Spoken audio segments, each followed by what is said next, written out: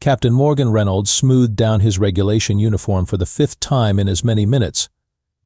The nervous gesture wasn't like him, but then again, being the first human to officially meet the representatives of 17 different alien species wasn't exactly a Tuesday afternoon drill.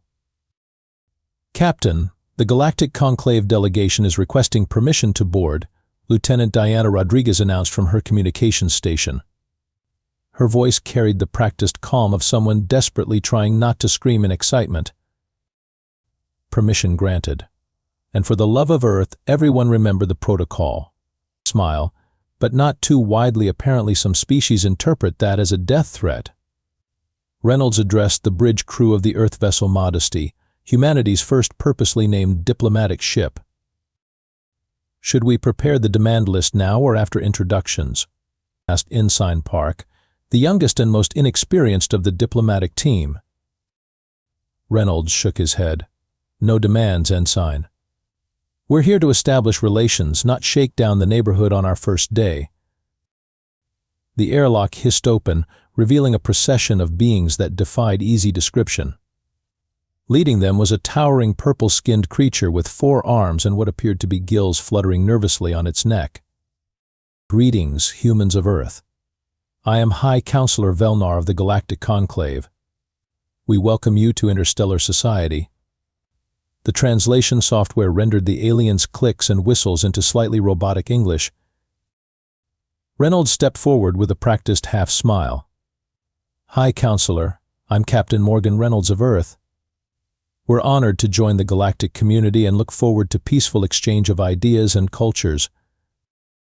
The alien delegation exchanged glances, or what Reynolds assumed were glances, since some had eye stalks and others had what looked like sensory pits. Yes, Velnar said, antennae twitching. Very good. And now your demands? Reynolds blinked. Demands? We don't have any demands. We're just happy to be here. A ripple of what sounded like alarmed chirping spread through the delegation. Velnar's gills fluttered more rapidly. Surely you have terms, resource requirements, territory claims, protection guarantees? Velnar's translator couldn't quite mask the rising tension in his voice. Not really, Reynolds said with a shrug. We figured we'd start with cultural exchange, maybe some trade discussions once we understand what's valuable to both parties. The alien delegation huddled together, whispering frantically. One small green being appeared to be hyperventilating through what looked like a snorkel. Reynolds leaned toward Rodriguez. Did I say something wrong? She shook her head, equally confused. I followed the protocol exactly as the xenopsychologist suggested. Finally, Velnar turned back. You mean to say humans have no demands whatsoever upon joining galactic society? Well, we'd like to not be invaded or anything, Reynolds said with a chuckle. But no demands. Just hoping for friendly relations. Velnar's translator emitted what sounded like a strangled gulp. Most unusual. We will need to consult with the full conclave. This is unprecedented. As the aliens filed out, visibly disturbed, Reynolds turned to his bewildered crew. What just happened? Asked Ensign Park. Reynolds stared at the closing airlock. I have absolutely no idea. But I think we just scared the living daylights out of 17 alien species by being nice. Ambassador Crackstool paced the floor of the conclave emergency chamber, all 3 of his hearts pounding in different arrhythmic patterns. As the representative of the Tulaxian hegemony, he had participated in 46 first contact scenarios. None had left him this disturbed. They made no demands, he shrieked, his translator barely keeping up with his agitation. Not a single one. The conclave chamber, a massive amphitheater designed to accommodate beings from methane breathers to silicon-based life forms, buzzed with nervous energy. Representatives from 17 spacefaring civilizations were in various states of panic. Perhaps their translation technology failed? Suggested Greel, the amorphous representative of the Blorbian collective, his gelatinous form rippling with concern. 7 redundant translation systems, all tested beforehand, replied Tech Master Zerna, her metallic exoskeleton clicking as she referenced her datapad. The humans understood us perfectly. Then it's a trap, declared war strategist Dorn, the scarred veteran from the Kraxon Empire who had advocated for preemptively bombing Earth when humans first achieved faster-than-light communication. They're employing psychological warfare. Krax Tool stopped pacing and addressed the chamber. Let us review what we know about first contact protocols throughout galactic history. The central hologram activated, displaying a series of historical encounters. The Tulaxians, my people, demanded exclusive mining rights to 3 solar systems and technology transfers before we would even consider non-aggression. The hologram shifted. The Blorbians released engineered microbes on 7 planets as negotiation incentives. Another shift.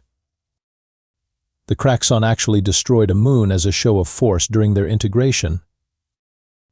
The images continued, each civilization's entry into galactic society marked by aggressive demands, thinly veiled threats, or outright hostilities. And now, Kraxtool said, voice quavering, the humans come with no demands whatsoever.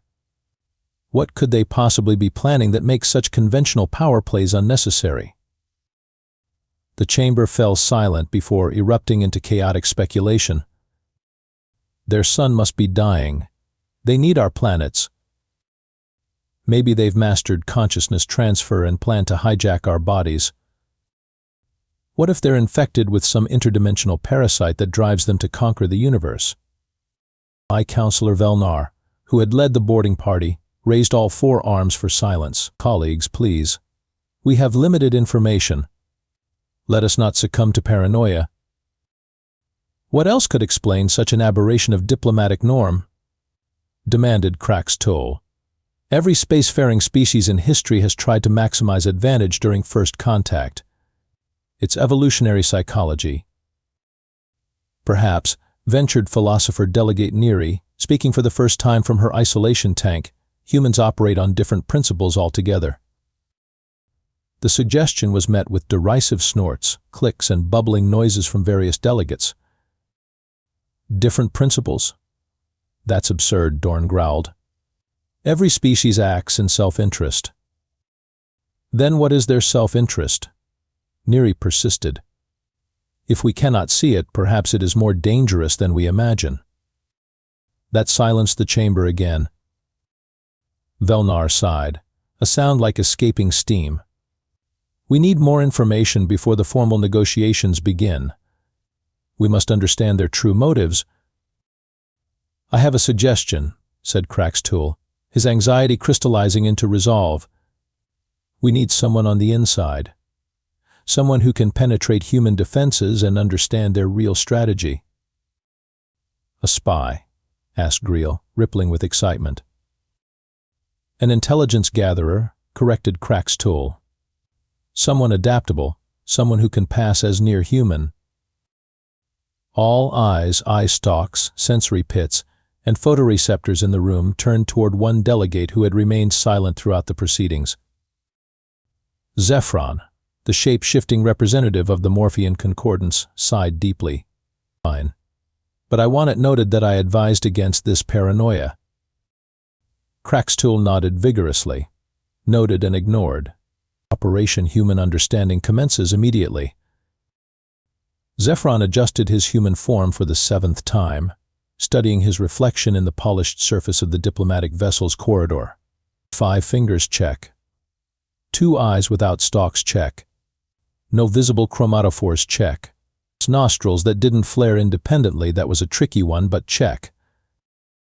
You'll do fine, he muttered to himself, practicing the human speech pattern of self-reassurance, which the conclave's xenopsychologists had identified as common behavior. Just act normal. Whatever normal is for these creatures. His mission brief had been absurdly vague: infiltrate the human delegation, discover their true agenda, report on why they made no demands. It was, in Zephron's professional opinion as a being who had infiltrated 12 different species' governmental bodies, complete nonsense. The human vessel had accepted him readily enough when he arrived as cultural attaché Jason Miller. Apparently, humans were terrible at recognizing their own kind, a security flaw Zephron found both amusing and concerning. "Hey there, you must be the new guy." Zephron turned to see a human female approaching, her face arranged in the expression his briefing had identified as friendly smile, non-threatening. He quickly mirrored it. "Yes, I am new guy. I am the new cultural attaché. Jason Miller. Human." The woman looked at him oddly. "Okay, I'm Lieutenant Diana Rodriguez, ship's communications officer. Captain Reynolds asked me to show you around." "Most excellent," Zephron declared, then winced internally. His cultural briefing was clearly outdated. Cool. That would be cool. Rodriguez led him through the ship, pointing out facilities and introducing crew members. Zephron diligently recorded everything in his neural implant while trying to maintain his human form, a task made difficult by his growing bewilderment. The humans were nothing like his briefing had suggested. They laughed freely, touched each other casually, shoulder pats, handshakes, something called fist bumps, and spoke openly about their personal lives. There was none of the rigid hierarchy, constant threat displays, or dominance rituals common to most spacefaring species. "And this is the mess hall," Rodriguez was saying. "Food's not great, but we've got ice cream on Thursdays." "Ice cream?" Zephron repeated cautiously. Rodriguez stared at him. "You've never had ice cream. Where did you say you were from again?" "Cleveland," Zephron replied, picking the first Earth location that came to mind from his briefing. "And they don't have ice cream in Cleveland?" she asked skeptically. "I was allergic to dairy, but I'm better now. It's a completely human cure. Very effective." He felt his chromatophores trying to flicker with anxiety and suppressed them fiercely. "Right," Rodriguez said slowly. "Well, here's your quarters. Dinner's at 1800 hours. Captain likes new staff to join him at his table." After she left, Zephron collapsed onto the bed, letting his fingers briefly revert to their natural tentacular state to release tension. This mission was going to be more complicated than expected. That evening, Zephron joined Captain Reynolds and several officers for dinner, including Lieutenant Rodriguez, who kept shooting him curious glances. "So, cultural attaché Miller," Reynolds began, "the conclave sent you to help smooth relations?" "Yes, to understand humans better. At least that wasn't a lie." "Funny," Reynolds said, cutting his synthetic steak. "I would have thought they'd send someone who'd met a human before." The table fell silent. Zephron felt his skin temperature rising dangerously close to revealing his chromatophores. Then Reynolds laughed. "I'm just messing with you. Your department sent a memo about your unique cultural perspective. Whatever that means." Relief flooded Zephron's system, almost causing him to lose control of his left eyeball's position. Rodriguez leaned forward. "So what's your take on why the conclave representatives seemed so weirded out by us?" Here was his chance to gather intelligence. Perhaps they expected different approach. Most species make significant demands during first contact. Reynolds shrugged. "What would we demand? We're the new kids on the block. Seems presumptuous." "You want nothing?" Zephron pressed, genuinely confused. "Well, we want plenty of things," Reynolds replied. "Peace, trade, cultural exchange. But demands implies we're in a position to enforce consequences if we don't get our way. We're not." Zephron stared at him, forgetting momentarily to blink at regular human intervals. That is logical. Later that night, Zephron sent his first report to the conclave. Humans appeared genuinely unconcerned with power dynamics. Preliminary hypothesis: they may be too naive to understand galactic politics. Alternatively, they may be so advanced they don't need to make demands. Both possibilities equally terrifying. As days passed, Zephron found himself drawn especially to conversations with Lieutenant Rodriguez. Her direct manner and genuine curiosity about his culture made her excellent for intelligence gathering and, surprisingly, enjoyable company.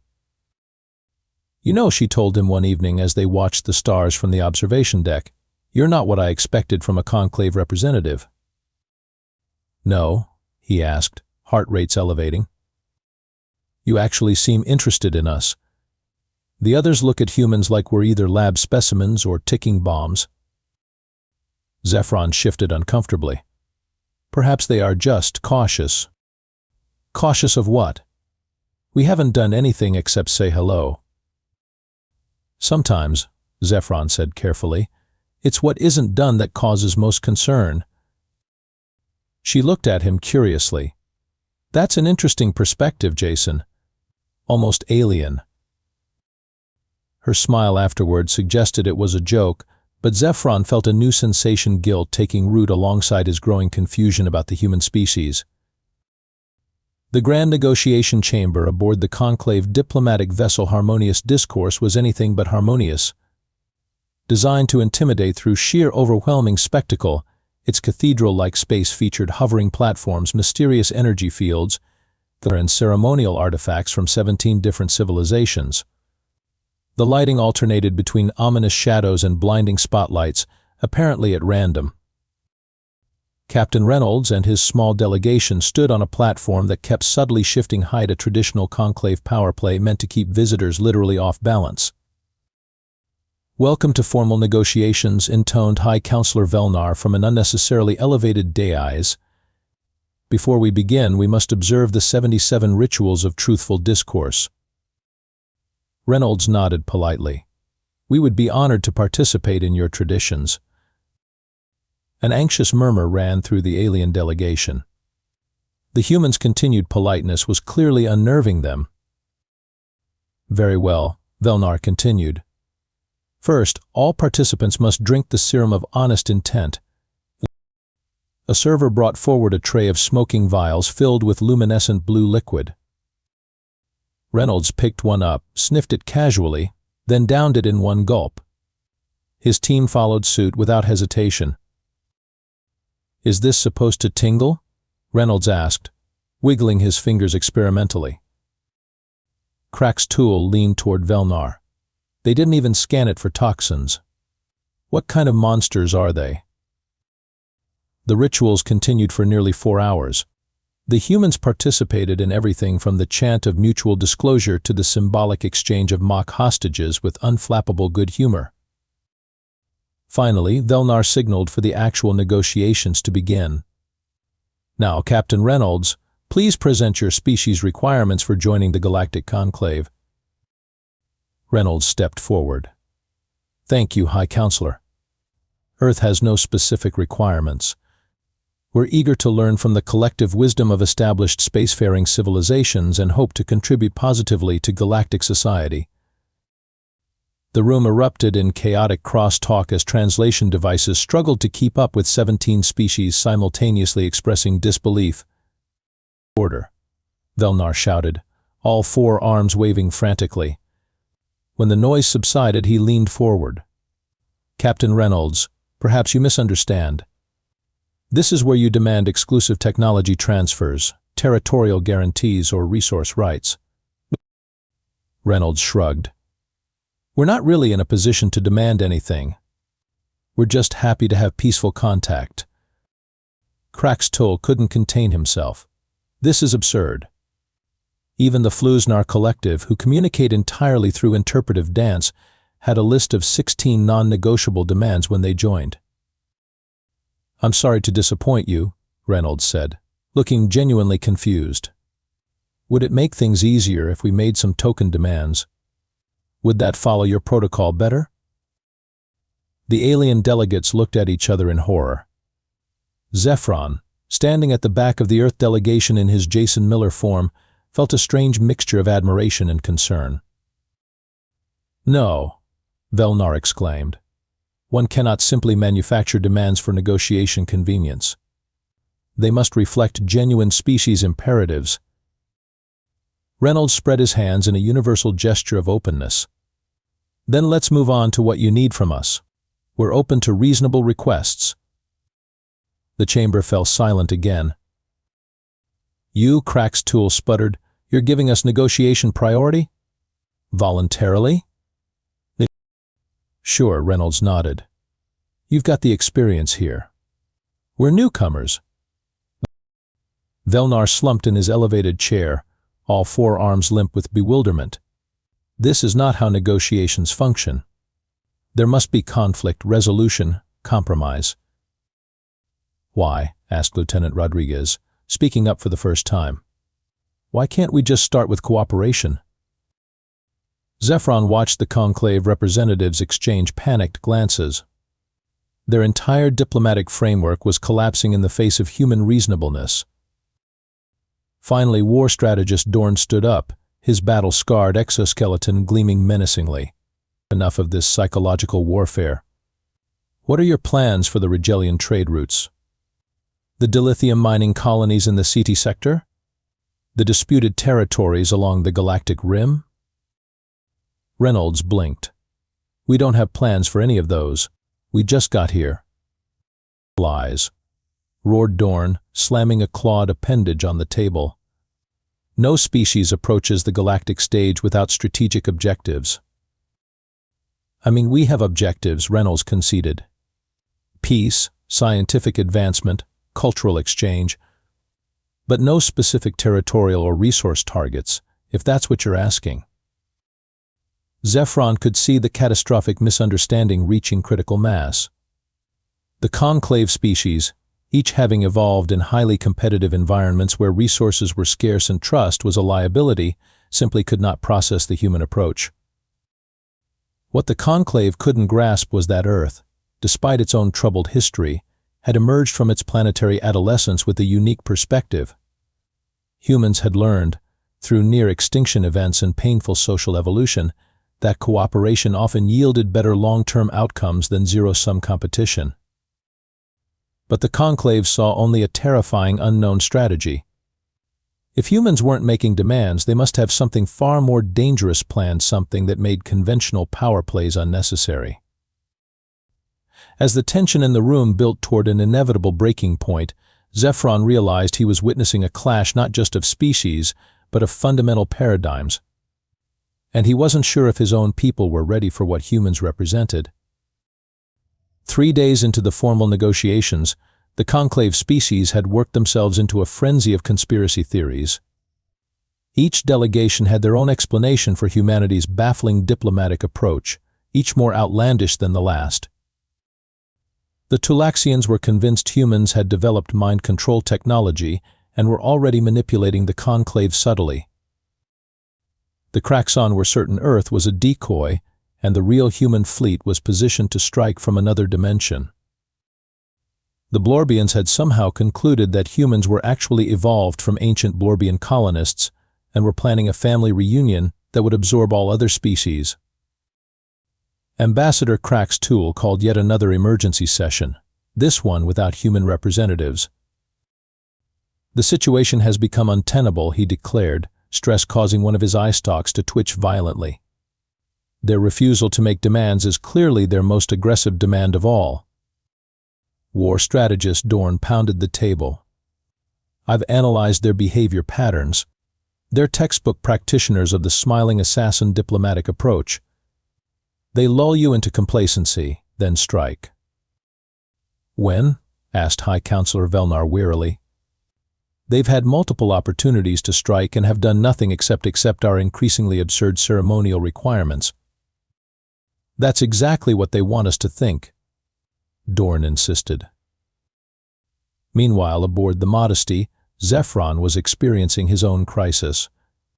His latest report to the conclave had been his most honest and most dangerous. After extensive observation, he had written, "I believe the humans genuinely have no hidden agenda.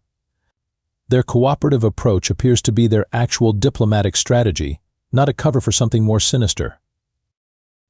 The response had been immediate and harsh. Your judgment is compromised.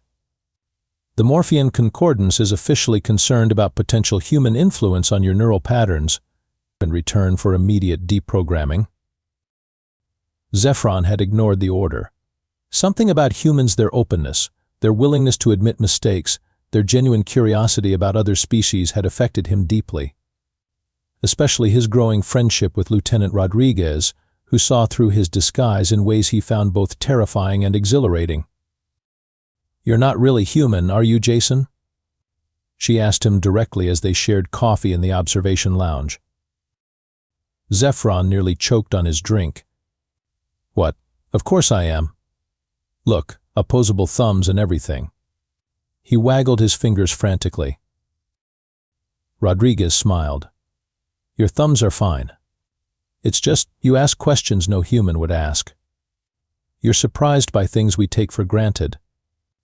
And sometimes, when you think no one's looking, your skin does this subtle shifting thing." Zephron felt panic rising. "Are you going to report me?" "I already told Captain Reynolds my suspicions weeks ago." "And?" "Turi," he said, and I quote, "As long as he's not sabotaging the coffee maker, I don't care if he's a sentient cloud of gas. We're here to make friends." Zephron stared at her. "You knew and did nothing?" "Not nothing. I became your friend." She shrugged. Seemed like the human thing to do. Before Zephron could process this revelation, alarms blared throughout the ship. The emergency communication system activated. Captain Reynolds to all personnel. "The Conclave delegation has, well, they've kind of lost their minds.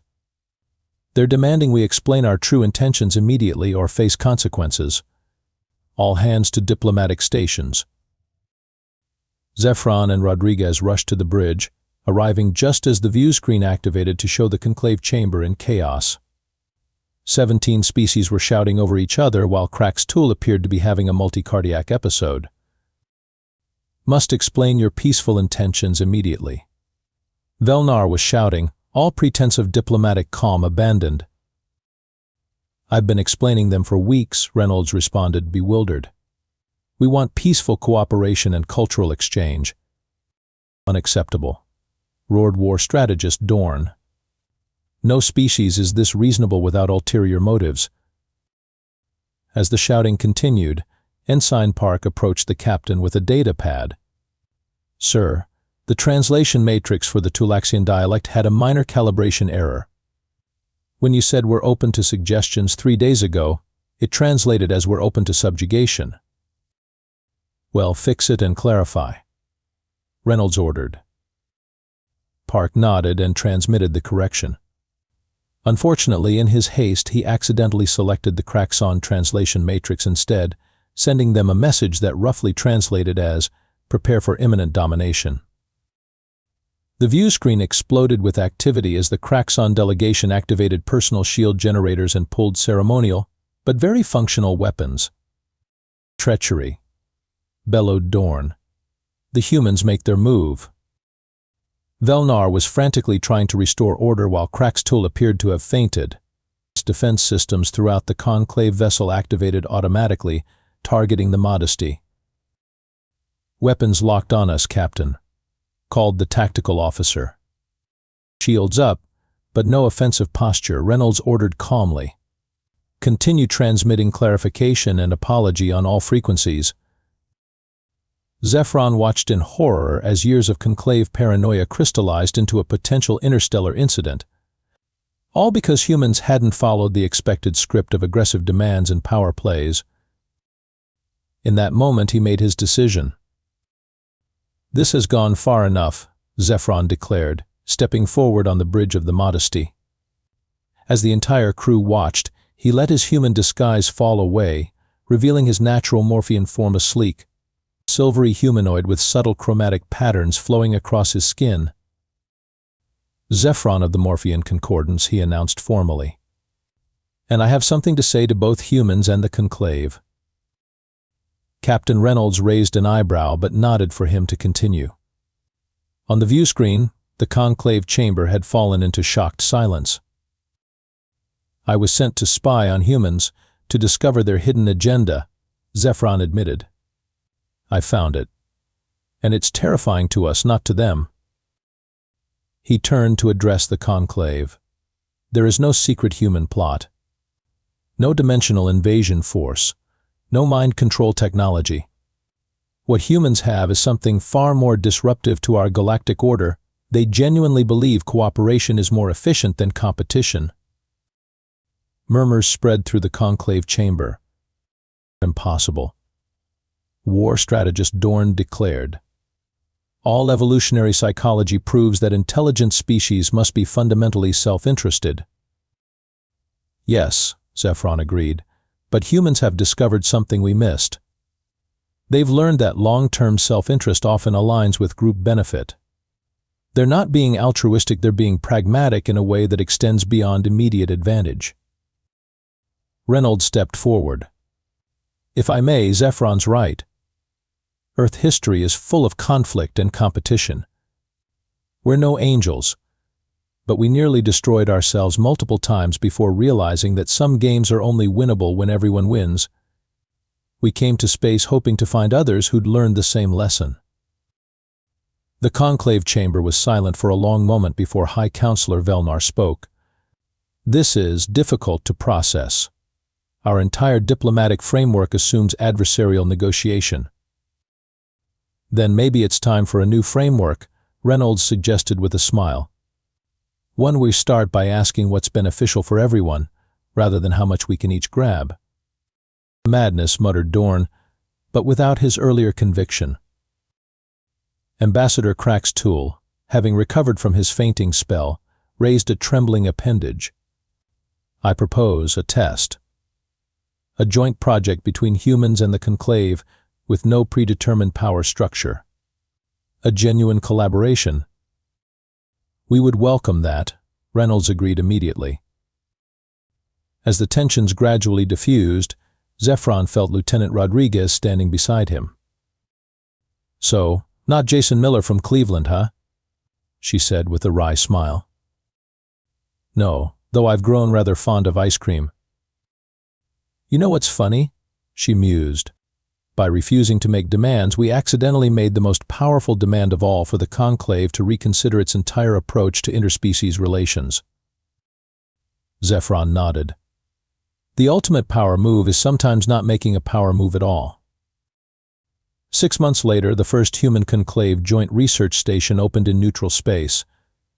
Captain Reynolds, now promoted to admiral, gave a speech that was broadcast throughout known space. "The irony isn't lost on me," he concluded, "that by simply being ourselves optimistic, cooperative, and maybe a little naive humans accidentally terrified 17 advanced civilizations. Our lack of demands became our most potent diplomatic weapon. Not because we planned it that way, but because sometimes the most revolutionary act is just showing there's another way to be." As applause filled the chamber, Zephron, now the official Morphean ambassador to Earth, leaned toward Rodriguez. "You know, I studied 17 different species before coming to work among humans. None of them scared me. You terrified me." "Because we made no demands?" she asked. "Because you made me question everything I thought I knew about how intelligent life works," he replied. "And that is truly the human way." Reynolds and Zephron watched as humans and aliens mingled awkwardly but earnestly at the reception afterward, each trying to understand the other's perspective. "Do you think it will last?" Zephron asked quietly. "This new approach?" Reynolds shrugged. "Who knows? But if there's one thing humans are good at, it's adapting. And from what I've seen, the rest of you aren't bad at it either. Just a little out of practice." "To adaptation, then," Zephron said, raising his glass of what humans called champagne. "And to making no demands," Reynolds replied with a grin, "except the demand to be better than we were yesterday." The bubbles tickled Zephron's non-human biochemistry in a not entirely unpleasant way. Much like humanity itself, he decided initially unsettling, ultimately refreshing, and impossible to ignore once experienced.